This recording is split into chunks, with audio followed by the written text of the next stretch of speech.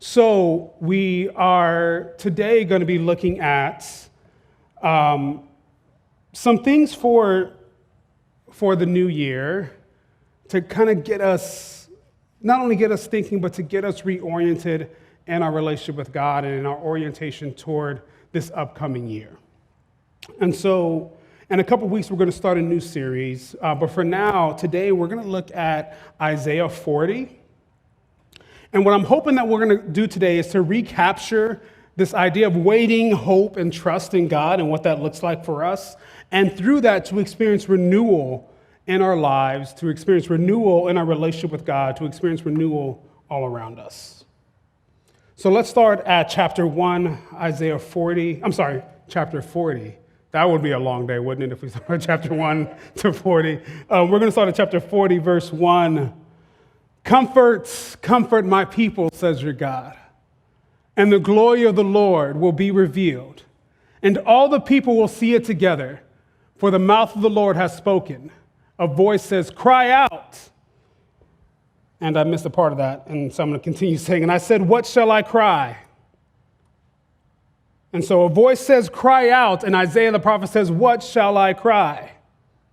So this is an interesting thing to say, cry out. Like, we know what that means to cry out, right? To shout out something.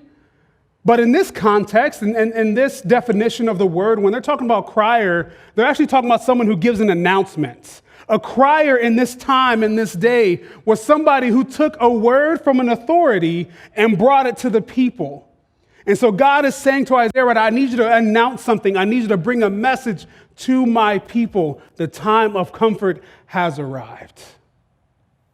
I'm here to announce it. You know, it makes me think of 300. You remember, did y'all see 300? It's not a family film. So, but I know y'all like some good movies like I do. And so in the beginning of the movie 300, they have a crier, someone who comes to the Spartan community and says, hey, the king, the Pharaoh, the one in charge, has declared this. This is the new rule of the land. Well, in the same way, but with a very different message, God is declaring the time of comfort, the time of renewal is here. It has come. And this announcement of comfort leads to restoration for the people of Israel and also for the people of God even today. It's a time of renewal and it's a time of hope.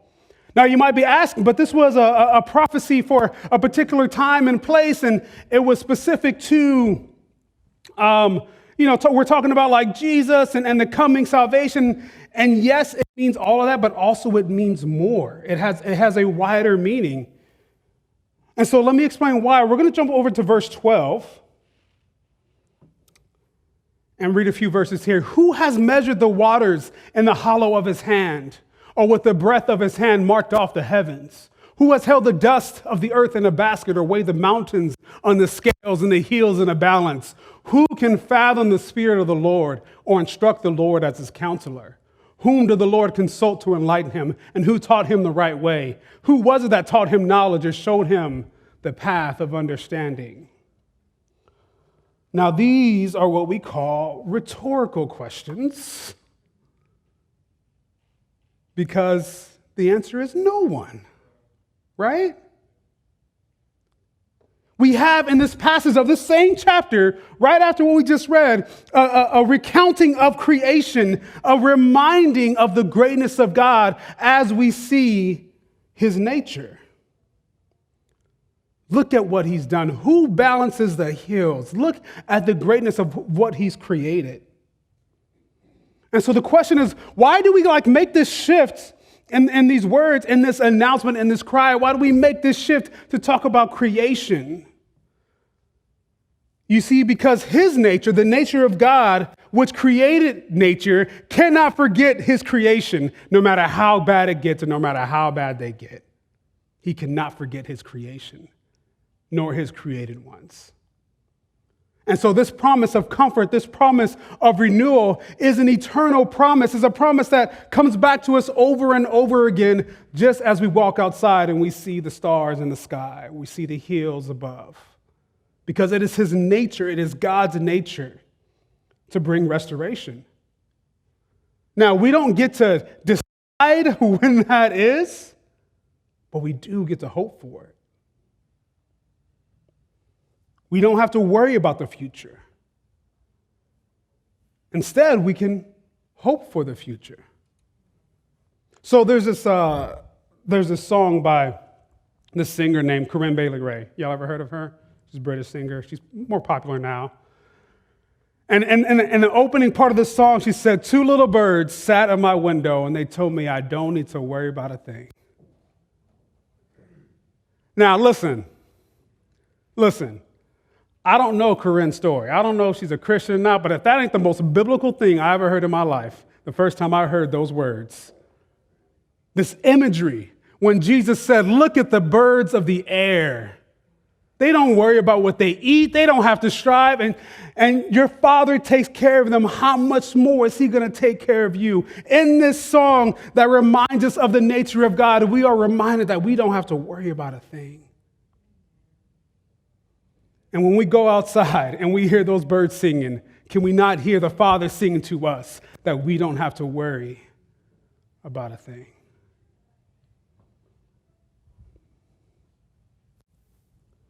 Chapter 11, verse 11 says, he tends his flock like a shepherd. He gathers the lamb in his arms and carries them close to his heart. He gently leads those that have young. He tends his flock like a shepherd. So let's take a moment right now and see, like, how do we approach this coming year? It's 2022. I remember last year at this time, I was very excited that it was a new year, 2020 was behind us. Like, come on. What was that, Lord? Like, come on. And so it's very easy to say, okay, well, I mean, we can only go up from here, right? Like, it can only be a little, but like maybe that's what I thought last year. And so how do you approach this year? Are you tired? Are you hurting? Is there despair? Is there despondence? Is it just another day? Is it just another year? Another time with things to do and things to get through? How are you approaching this year? Let's see what God invites us to. In verse 28, have you not known? Have you not heard? The Lord is the everlasting God, the creator of the ends of the earth. He does not faint or grow weary. His understanding is unsearchable, even by Google. He gives power to the faint and strengthens the powerless. Even youths will faint and be weary, and the young will fall exhausted. But those who wait for the Lord shall renew their strength. They shall mount up with wings like eagles. They shall run and not be weary. They shall walk and not faint. Have you not known? Have you not heard? So I ask again, what hope does this year have for you?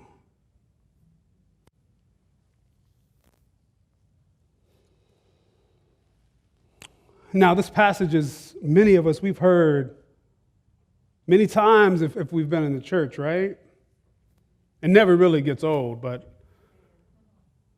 I want to just dive a little bit deeper into one word.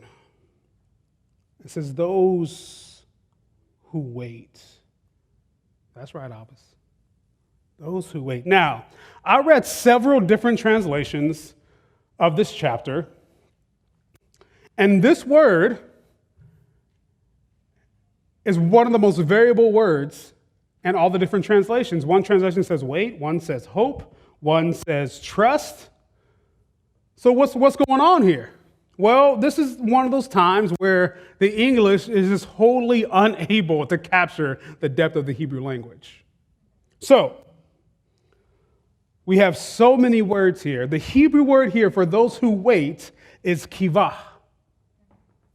Kivah. And this word captures all of that and more. That those who wait, those who hope, those who trust, those who look up to, those who are looking up to God, to Him, those and waiting and trusting and hoping, just like the song, right? Just waiting and hope. You remember that song, right? We wait and we hope and we trust and we look. Those who do all those things, all captured in this one word, kivah, they will renew their strength.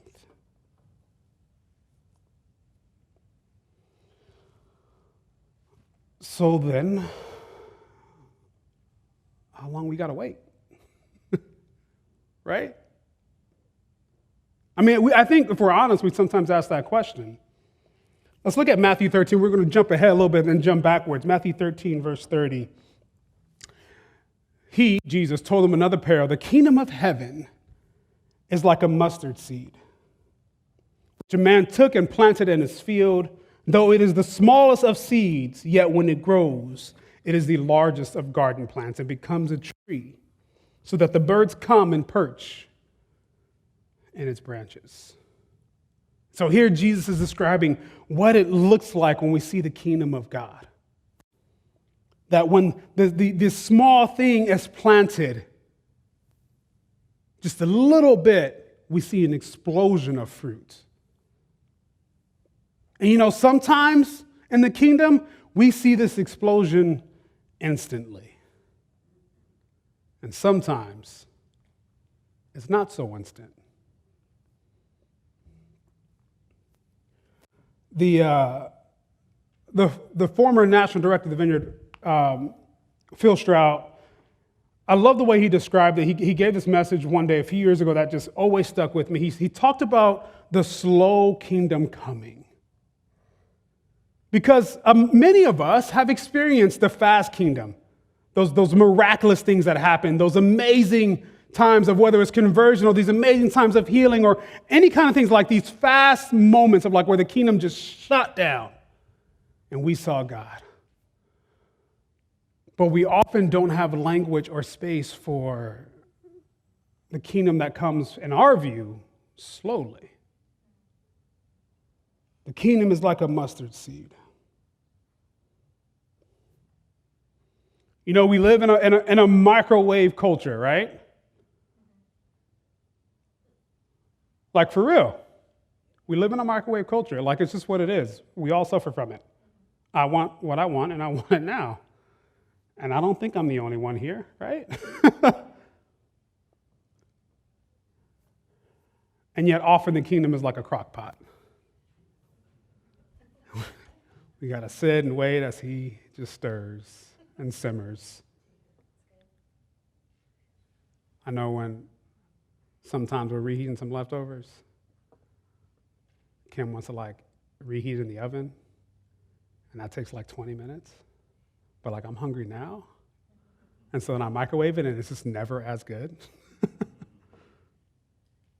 Sometimes what God has for us is better than we can possibly imagine for ourselves. But we have to wait.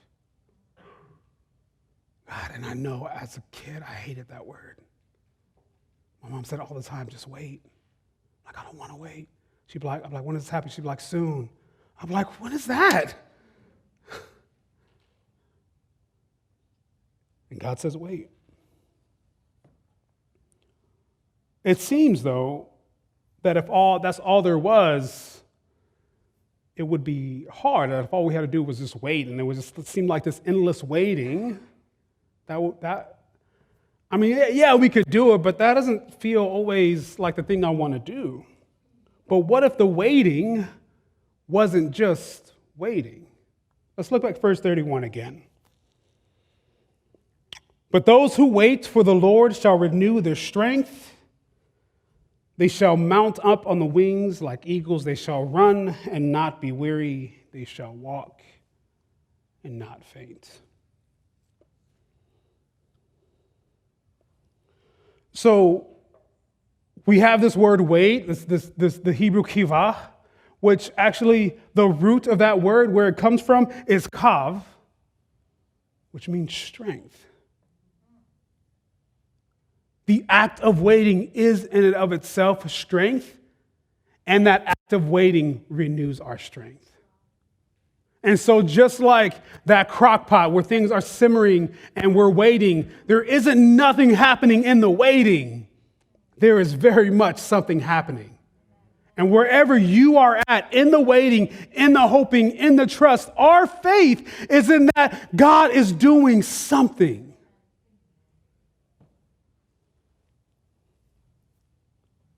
That however tired, however weak, however hurting we are, He will renew our strength. He will restore us. He will make all things new.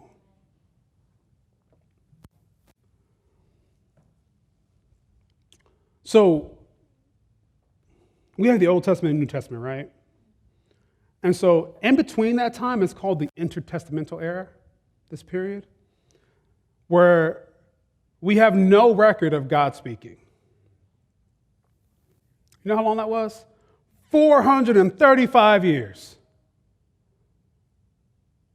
Man, like, I get mad after like a couple weeks. I'm like, all right, Jesus, I'm going to need something. I'm going to say something, right?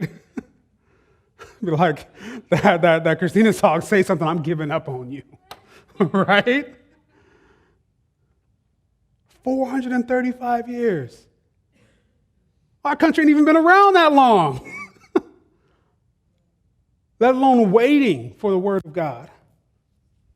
And yet it was in that waiting, God was doing something. There was a lot of movement happening behind the scenes, which we don't have time to get into today. But a lot of things happening with the people of God. There were a lot of things happening geopolitically. There were all these things happening, preparing the way for Jesus.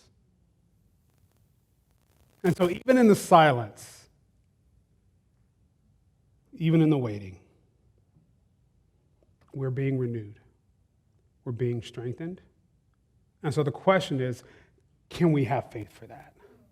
Can we have hope? You know, there have been many times when like, I have just experienced the depth of the presence of God, and it's just really sweet, and it's really nice, and I just like want to just live there, right? And then there are times of just wilderness, times of cold, times where things are just stale. And you want to be like, all right, so what I got to do to get to the good stuff again, right? What do I got to do to get the goodness again? How do I like make myself like experience that stuff now? But often what we fail to remember that it's the wilderness, it's the cold, it's the seemingly distant, because He's never actually distant, but when in times when it feels distant, that we're being renewed, that we're being made whole. And this is what we see throughout the entire narrative of Scripture. People over and over again where they experience these times of just nothing. I mean, Moses, he's a prince, living his life. He has a literal identity crisis as he fights. He's like, I'm Hebrew, but my people are being enslaved and being treated wrong, so he tries to make things right. He ends up killing a guy, and then he has to escape, and then he intermarries into another family. And there's 40 years of just nothing. And then God says, hey, guess what? It's time. It's time. We about to shake some things up. Now, I don't think it's going to be 40 years for any of us. But it's in the waiting and in the hoping and in the trusting that something is happening. And so what does it look like for us to live as a people of waiting? Let's go to verse 9 right quick. It says, you who bring good news to Zion. Go up on a high mountain. You who bring good news to Jerusalem, lift up your voice with a shout. Lift it up, do not be afraid. Say to the towns of Judah, here is your God. Y'all, this is all the same chapter that all this stuff is happening. And so as God commissioned Isaiah as a crier, we have Isaiah commissioning Israel to be criers, to be announcers of the comfort of God. And so what does it mean for us? For God to commission us to be the announcers of his comfort, to be the announcers of his renewal in our communities, in our homes, with our families, with our friends, with our coworkers. What does it mean to be an announcer of that hope? That answer is going to be different for each one of us. What I don't want to take away from this is like, okay, I'm going to go and just shout at everyone, right? Hey, guess what? I mean, you can do that. If that's you, go ahead, do you. But the idea here is that we would live this way, we would embody this, that it would become who we are, and we would express that in every part of our lives. That we would be criers, that we would be shouters, that we would be announcers of the comfort and renewal that God has for his people, but also for his creation. And that while we have work to do, sometimes that work is waiting. But that work isn't for naught. You know, one of the hardest things that I have had trouble with, I've had a lot of surgeries in my life. And I remember one in particular where I'd have a long recovery, probably 6 months or so, where I just had to recover. And in my mind, I was like, okay, well, I'm gonna recover and just and do nothing, right? That was my idea of resting, was doing nothing. But I learned in that process that the act of recovery, the act of rest, the act of waiting was a very active process. That there were steps I had to take every day to rest, that there were steps I had to take every day to wait. There were steps I had to take every day to recover. And that in that waiting, on those days when it felt like nothing was happening, healing was happening. It was a natural process that was happening. But I just had to wait. And the hope that I had in that waiting is that one day, and one day soon, I'm going to be out of this bed, I'm going to be fully healed, and I'm going to be back at it. And so whatever the story is for you, whatever this version looks like for you, I would encourage us to not see waiting as this helpless stance, but a hopeful one.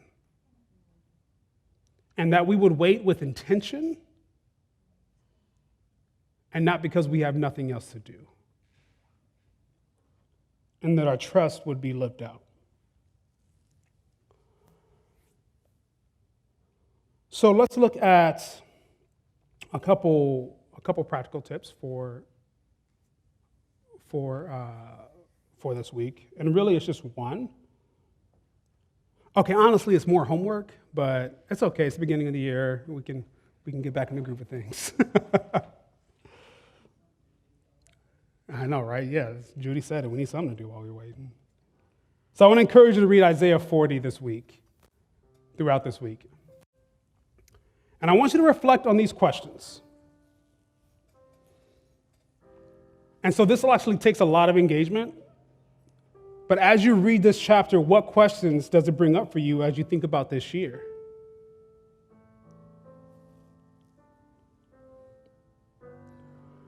What challenges you as you read this chapter?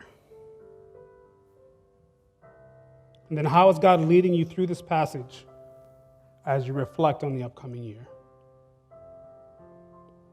And then, as I said, it's going to be different for us individually, but how can you be a crier in your own community? What does that look like? To demonstrate a posture of hopeful waiting.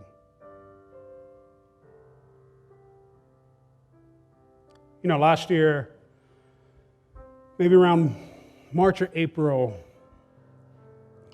thinking about, okay, what is next? Like, how do we begin this rebuilding process of the church? I spent a lot of time in prayer on, like, really thinking about strategy and, like, active steps we can take and the things we need to do. And I only got one response from God. He said, just wait. Wait to see what I'm going to do. I'm like, but Lord, I have a job to do. I need to, like, get things going. we gotta rebuild it. Like, I got stuff to do. Like, what do you? Just wait. Wait to see what I'm going to do. It doesn't mean we do nothing, but it does change our posture towards the Lord, does it not?